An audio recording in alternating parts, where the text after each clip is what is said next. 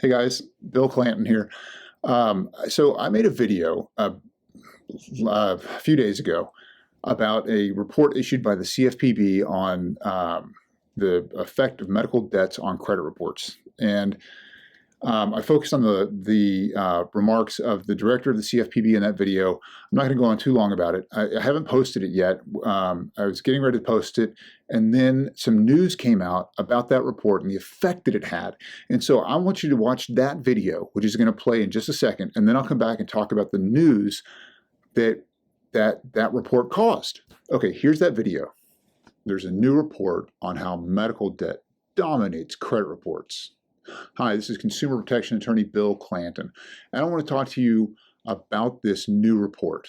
It affects debt collection, credit reporting, all the stuff we do here at my office, and stuff we have lots of experience with. And the report is interesting. It's 50-something pages, and it's a lot to go through. So I'd like to know if there's some interest. If you can comment below if there's interest in going through the full report, we will. Today, I want to go through the director of the CFPB. The CFPB issued this report, and today I want to go through the CFPB director's comments about this report because it's really, really interesting. There's some strong language in here about the effects this is having on us as Americans. So let me get started. Okay, today the CFPB released a report on medical billing and collection practices in the United States. Medical bills are the most common debt in collections and reported on our credit reports. Their review suggests that roughly 43 million people have had medical bills on their credit report, and in June 2021, the outstanding balance was $88 billion. So this is no small thing. In theory, credit reports are supposed to be an accurate repository of data about whether you have met your obligations on loans you've taken out. This is far from reality. To make things worse, credit reports include items like unpaid medical bills, where patients frequently do not know what service will be performed and what they'll be charged. He talks a little bit more about how this is not really a loan and how it shouldn't reflect on your credit. We'll get to that in just a second. But for many patients, he says, it can feel like full-time detective work to understand procedure codes, where something was in-network, out-of-network, inpatient, outpatient. It's a confusing mess. And I've seen this. We've had cases over this same thing where medical bills are reported, dozens of medical bills are reported, and credit scores plummet, and insurance should have been responsible, and they're not taking up the bill, and consumers, clients get crushed in this mix. And he calls it, he says, all too common for patients and their families to be caught in a doom loop, D-O-O-M, doom loop, between their provider and their insurance company. And I've seen this doom loop. It's terrible. They're concerned the credit reporting system is being weaponized as a tool of coercion to get people to pay medical debts they may not even owe. Coercive credit reporting forces patients and their families to pay bills whose accuracy they doubt. And for those families who refuse to pay when a bill is and the accuracy of a bill is in question, they can find their credit ruined, their prospects for employment or housing dimmed. Almost all employers now have background checks. I've got tons of videos on those. Tenant screening companies do background checks. Lots of times these include your credit history as well as your criminal history. And having a medical bill you don't even know about from a service you don't even remember can ruin these, and it's terrible. So in many ways, and this is where he talks about whether a medical debt is a real debt or not, whether it should even appear on a credit report. You don't choose to take on a medical debt. You don't sign it. You don't know the terms of it. You don't know what it'll be when you go to the hospital. And it's hard to say that it's a real loan. Now, the scope of these problems is extraordinary. They say the report published says that 58% of the debt that is in collections on people's credit reports is medical debt. That's almost 60%. Having medical debt collection mark on your credit report can make it harder to get credit, buy a home, find a job, and it pushes people to file bankruptcy. There was a report a few years ago called the graying of bankruptcy, talking about how every age group, they broke it into age groups every 5 or 10 years. And over the last 30 years, my recollection of that report, every group by age had declined in the number of bankruptcies they were filing, except people 55 and older and 65 and older, and they were going up. And they attributed to medical bills. And that's what this report from the CFPB is saying, that its medical bills are driving people to file bankruptcy. They are deterring people from seeking needed medical care.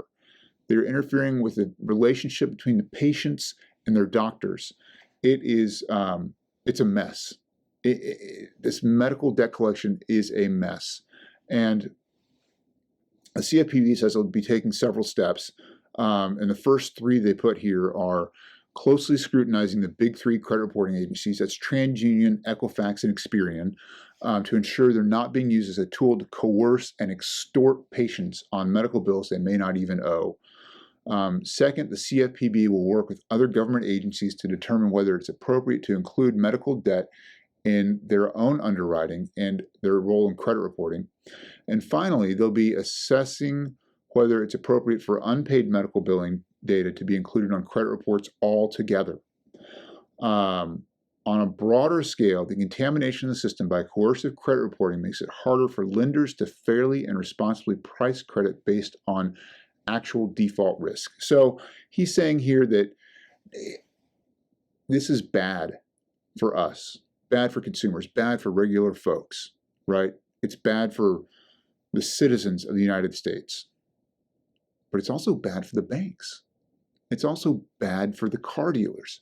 It's also bad for the lenders out there, because medical debt isn't a real debt.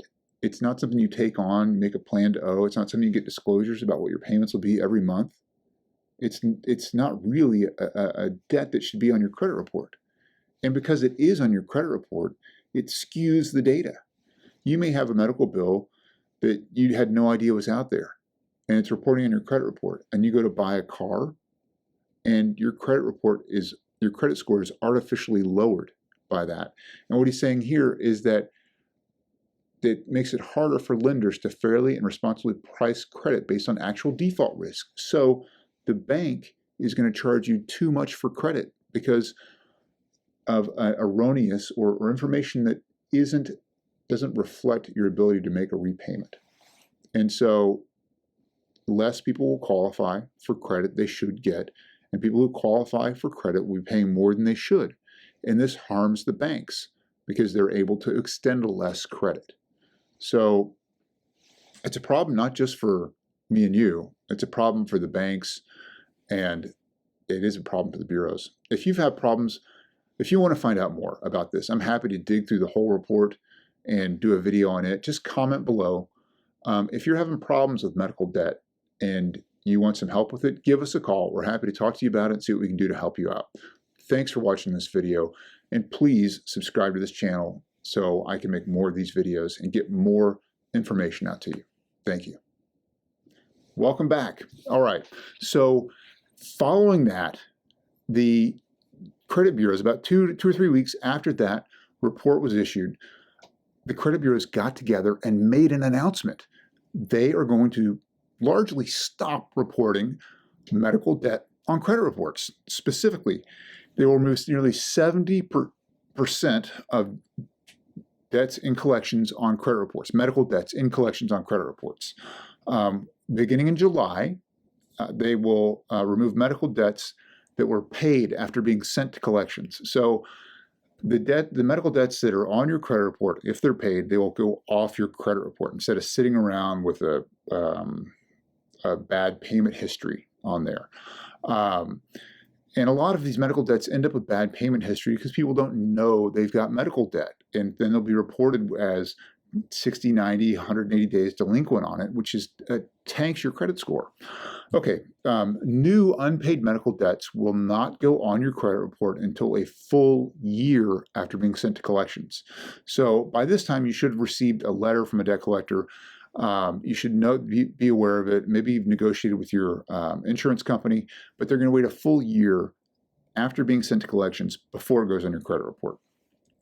And they're also planning to remove unpaid medical debts of less than $500 starting the first half of next year. So all those will just be gone. And the Bureau stated that, like I said in the video you just watched, that these medical emergencies and unexpected diagnoses often result in giant bills that can easily overwhelm people who otherwise never miss a debt payment. This is exactly what the CFPB was talking about. CFPB was talking about in that report. Okay. Okay. So here's what the Bureau said in their joint statement. This is an important step to support consumers in the wake of the COVID-19 pandemic.